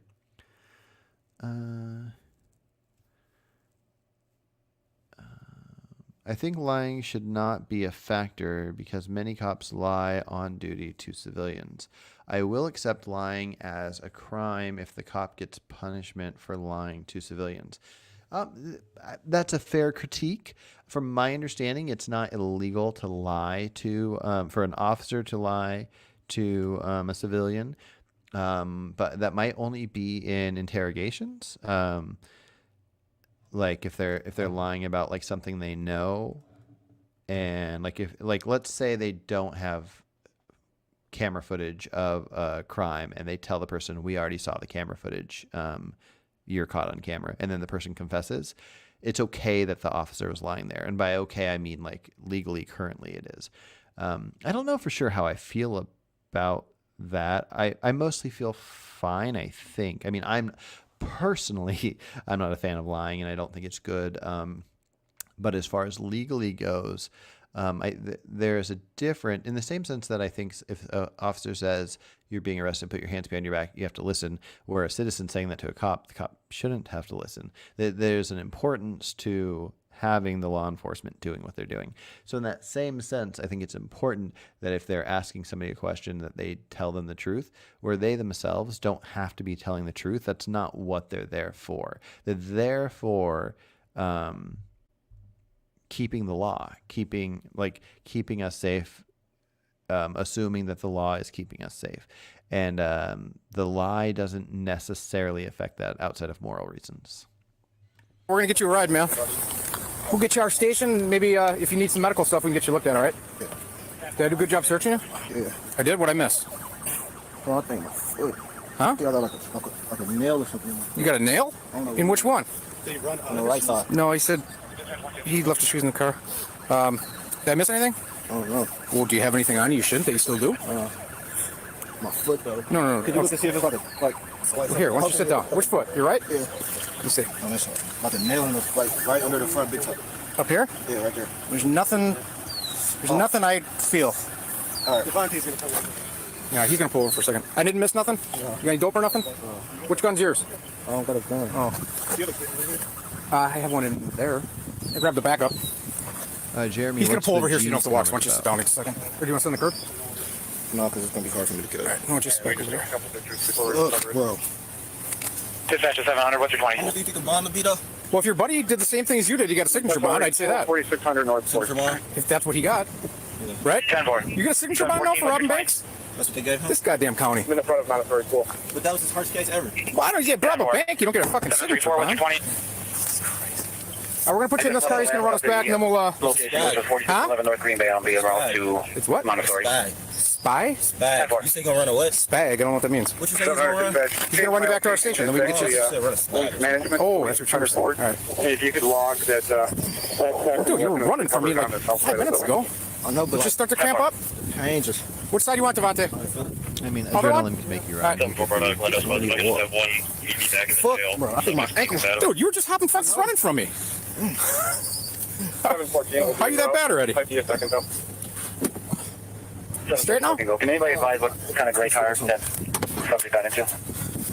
The silver Toyota sedan. It was parked at the Children's Hospital when they jumped the train. Yeah, it's your girl's car, right? I'm gonna call her. All right? Good? Make sure you call her right away, because I know she's gonna be worried about the car. She is? You too a little bit, hey? On Green Bay. You gonna call her right now? Yeah, would you like me to? Yeah. Okay. The 3 other suspects had no warrants or criminal history. Throughout the evidence gathered from the incident, officers discovered another firearm and 25 grams of marijuana. Due to the limited involvement with the pursuit, the 19-year-old James Brooks Adams was only issued a citation for resisting. One of the 17-year-olds was charged with misdemeanor accounts of resisting and concealed carrying without a permit. The other 17-year-old was charged with misdemeanor counts of resisting, concealed carrying without a permit, and possession of THC while armed. Lastly, Tylen was charged with felony fleeing, eluding an officer, and misdemeanor bail jumping. His cash bond was set at $10,000. Alrighty. I bet this kid's were up to no good. Yeah. Okay, so let me pull up the website again. For anybody that didn't see the beginning of this podcast episode and is just hopping in now, I'm making a website that coincides with this podcast. I'm putting laws of basically how I would run a society if I was starting it from scratch. And so the only things I've ever added to this website are here now. Here, let me do a thing. I'm going to hit publish. Yeah. So this is one of those free websites where like the website is free-4924. Like, so it's not even just it's on a normal website. But at any point I can turn it into an official website. And so probably as I go, I will do so. And let's see, share. Oh no, I don't need to share. I just want to go to it. Okay, stop sharing, share tab. Okay. Oh, share this tab instead. Did that work? Cool. Okay. So, so this is what the website looks like. So far where it just says home, that just shows what you're already seeing here. And if I add more pages, then there will be that. The title is If I Were King. And then I'm going to adjust as I go. And then, yeah, cool. Okay, so now that I did that, let me go back to the editing one. I'm going to hit share this tab instead. I didn't know I could hit share this tab instead. That's really cool. Okay, so I'm going to add some details of traffic laws. I'm going to have to figure out this font stuff later because this just looks like a wild mess. But this is where I would love to hear some thoughts. I'm going to be wrapping this up here pretty soon, but I would love, there it goes, to hear some thoughts on some of these laws. So I wrote down some notes as I was watching that reaction video. So traffic law, let's see, not traffic laws. I'm just going to make traffic laws / I'm just going to write cops for now. So I'm just going to make a note of running from cops in vehicle.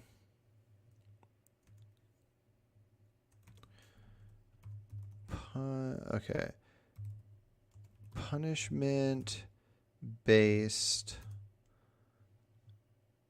partly on speed and duration.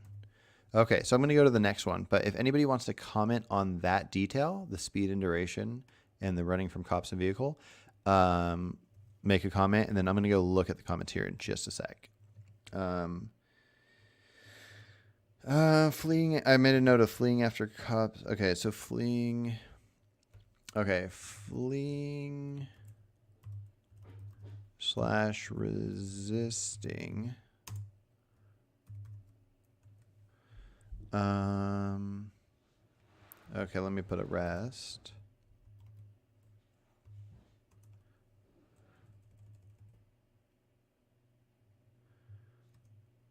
I'm going to put fleeing after orders / resisting arrest. I'm not going to put like a jail time or anything right now. We'll work on that next time. Okay. Let me check to see if there's any comments in chat because I really want to interact with chat as much as possible for this kind of thing. Let's see. I bet this kid's a never deal.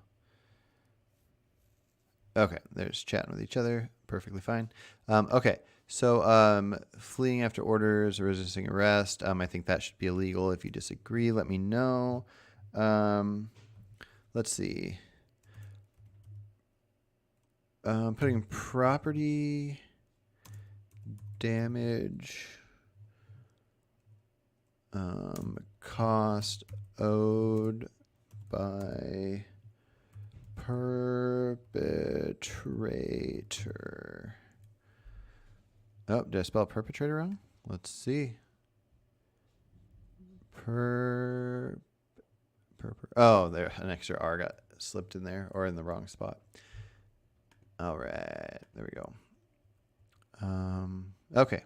As I write these, if you have any thoughts, if anybody disagrees, let me know, because I would gladly hear arguments. I made a note about officers being accountable for illegal commands.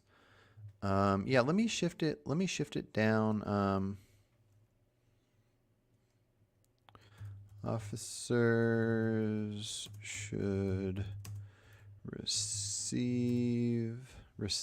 Did I put that I out of order?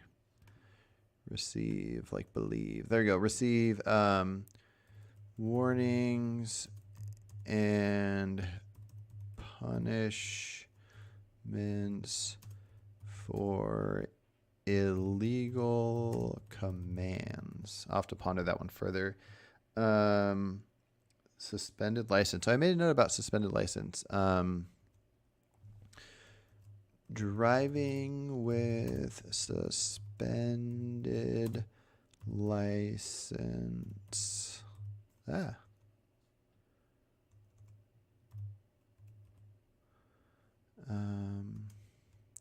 Driving with suspended license. I'm going to put, just for right now, first offense.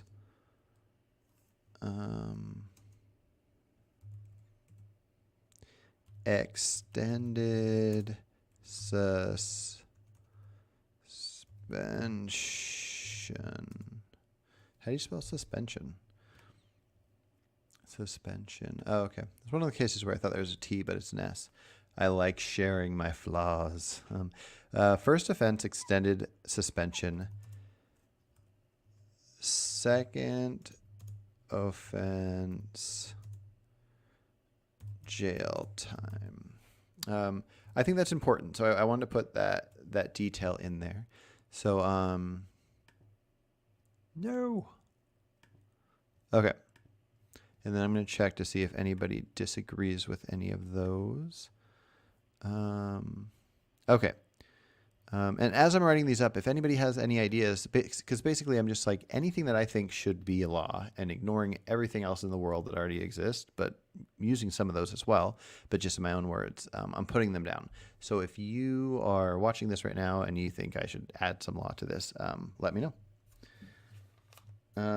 Okay, the last one I put was lying to police. So lying to police. And then I don't know what the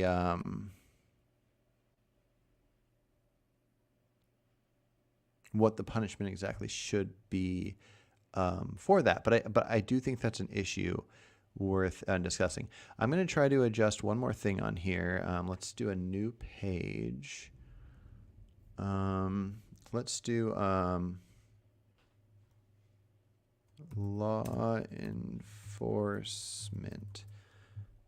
So as I get more and more topics on a specific topic and I run out of room, I'm going to adjust new pages. So let's see. Okay, so I made this new page. So let's go to home. Okay, so if you're at home, we see this. And then if we go to law enforcement area, we see this. Okay, so I'm going to close out of this. I'm going to add text here. And then I'm going to go here. Okay, so these laws, killing, circumcision, okay, those are all just laws. But any of this stuff that involves officers specifically, that's about police encounters, I'm going to put on a separate page. So I'm going to copy that, delete that, and then I'm going to go here, go to law enforcement, click here, add that here. Okay, so this is all kind of messy looking. I need to fix it up more.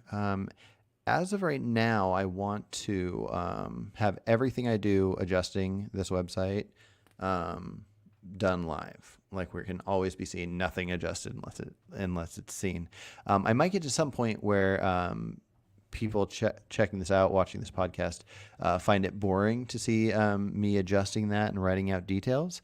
And as we figure that out, I might change that. But as of now, I'd prefer to do this. But as I write different laws, I do want to have sections where you can open up to see more details. And then I'll even have like essays that I write about each of the topics and various different thoughts on it. So anyways, Lewis said, vehicular law breaking, which puts others' safety at risk, must have much more significant penalties than currently. I completely agree. I think people, when they get DUIs, I think the punishments are nowhere near what they should be. Something like this with these guys driving crazy on the road to get away from the police officers. I mean, many weeks in jail for that alone. So let me actually make a note of that since we're talking about that detail. Let me go into the fleeing, running from cops in vehicle, punishment based partly on speed and duration. Let me put. I'm just gonna go out on a limb and say any running from officers in a vehicle gets at least 1 week in jail. It'll probably be a lot more depending on the speed and duration. If somebody runs from an officer and like 30 seconds later they stop and there was no harm and no cars around, maybe that's the 1 week. If you're on the freeway going 100 miles an hour, fleeing from the cops with a bunch of cars around, and the chase goes on for like 20 minutes, where at any time somebody could have been killed. Like maybe that, which is what these guys did in the video we just watched, should be like a year. And I'll have to find time to write out all those details. But yes, Lewis, I totally agree. Okay. And then when I go to the website here, refresh, there it is. Okay. So I'm going to select this link, and hopefully the link will look better when I officially purchase the website, but I'm just going to, I'm going to put this link in here if anybody wants to save it. I don't know if the link will, yeah. So there's a link if anybody has any interest in any of this. MZR says, I disagree with the suspended license thing. What if it's fines holding them back? As opposed to suspension, period. Wait. Okay, so what if the person driving that car is homeless? Well, yeah, if you have a suspended license and you are homeless and you live in your car, I don't think you should be able to drive that car. Now, if there's a way to have a car on property that maybe is government owned, I don't know what the rule should be, but basically I'd say if you're homeless and you're living in the car, wherever you're going to drive that car to, that you can park that car to sleep in, that's where the car should be and not driven. If you're driving it, I think that should still be illegal. Fines holding them back. Okay, so if your license is suspended and you have to pay a fine to get it unsuspended and you can't afford that, then you're saying should the person be able to, as of right now, I would need to be convinced. I don't think that's a bad argument. I think that's a good argument, but I would need to be convinced that there was good reason for this. Right now, I would say figure it out. I would say if you have to take the bus, if you have to get rides from friends, whatever, you go to work, you clean yourself up as in get your life back in order. You get some money to pay the fine. Don't get the fine in the first place. I know, like, it's easy to say, and some people can't help whatever they do or whatever, but you got to work towards doing better things. I'm basically homeless, living in my car, and have a revoked license, but maintain insurance. Waiting on driver's diversion to respond to my payment plan. Gotcha. Yeah. Yeah. And I have respect for that. So I don't know. I would love to talk to you about it. MZR, I don't know if we've talked about it before. I know you've been following both my channels for a while, but I would love to have a chat with you. You come on and we can talk it out and figure out what a good approach should be. But I would say that if your license is suspended, then it is suspended. You shouldn't be driving. But maybe there can be cases where when it's suspended and there's other circumstances, like for example, if somebody's license is suspended but they need to go to work, I think there's a thing where if you can go to work, and if you're pulled over and you're saying you're on your way to work or whatever, then you're fine. But if you're caught obviously not doing that, like let's say you work at a fast food place that's open from 8 a.m. to 8 p.m. and you're caught driving at 2 a.m. and you say you're going to work and you're lying. Like, I don't know what details police would know about like your work or whatever, but there are exceptions, and I probably would agree with them. So anyways, MCR, if you are up for chatting in the future, coming on here, let's do it. I got to hop off here in 5 minutes, so I can't go over it too much. Once cops get equally punished for breaking the law and speeding a mile over the speed limit in a car outside of pursuit, or misusing the police sirens. Yeah, I agree, but we'd have to know that they were misused and that it's outside of a outside of a pursuit. It still could be an officer knows that there's a situation going on somewhere else, and so they're speeding up to get to it. So it's complicated, but you're probably right. A law should be a law. Officers will be exempt from certain things, but not just from a typical law. If they're just going to get lunch and they go 20 miles over the speed limit, if they're caught, they should get in trouble for sure. And they should be caught. I'd want them to not go over the speed limit. The limit's there for a reason. Being permitted to drive on public roads is a privilege, not a right. Yep, definitely. You can have your license suspended and try to get a judge to give you permission to drive to work. Yep, exactly. Okay, thanks for watching, guys. I do got to hop off here. I do want to make all of these no longer than 2 hours.